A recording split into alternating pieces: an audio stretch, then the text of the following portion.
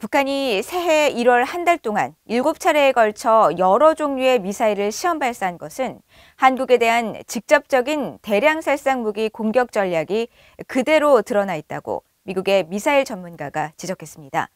특히 생화학 무기로 초기에 한국을 제압하고 미국과 일본의 참전을 저지하는 실전 능력을 구현했다고 보도했습니다. 조상진 기자가 보도합니다. 이언 윌리엄스 미국 전략국제문제연구소 CSIS 미사일 방어 프로젝트 부국장은 21일 BOA와의 인터뷰에서 북한이 새해 들어 잇따라 발사한 미사일들은 모두 결국 한국을 겨냥한 것이라고 지적했습니다. 윌리엄스 부국장은 북한이 가장 최근 시험한 화성 12형 중거리 탄도미사일의 경우 실제로 미국과 영내 미군, 특히 괌과 오키나와 같은 곳에 주둔한 미군을 겨냥한 것이라면서 북한이 개발한 미사일에 생물학 작용제를 탑재해 미국의 한반도 증파 역량을 저해하고 이런 환경을 이용해 미군보다 앞서 한국을 기습 공격해 전쟁에서 이길 수 있다는 믿음을 가질 수 있다는 데 우려를 나타냈습니다.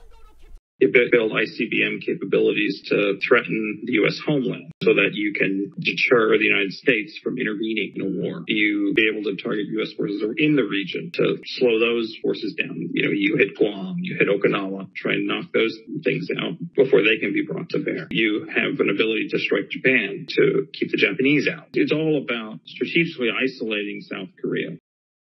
윌리엄스 부국장은 이어 북한의 핵탄두 소형화를 가장 우려하고 있다면서 이를 통해 북한은 실제 핵무기를 사용하지 않고 비축하면서 주변국의 핵 위협 수위를 끌어올리는 목적으로 사용하며 이득을 취하려 할 것으로 분석했습니다.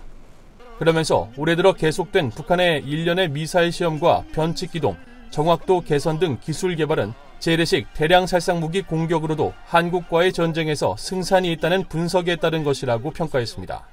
A lot of these new capabilities are about being able to saturate areas, saturate bases with conventional weapons or potentially other kinds of non-nuclear WMD. The accuracy that they've been focusing on is another signal that a lot of these missiles have conventional purposes, have conventional munitions. So I think they're trying to be able to position themselves where they can credibly wage a conflict on the peninsula without necessarily immediately escalating to the nuclear level.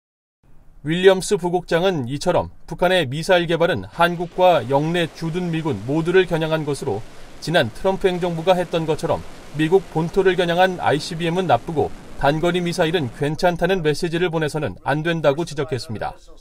그러면서 북한의 단거리 미사일에 대해서도 그런 종류의 역량을 개발해서는 안 된다는 분명한 메시지를 보냈다는 측면에서 바이든 행정부가 새 대북 제재를 가한 것이 매우 중요하다고 강조했습니다. BOA 뉴스 조상진입니다.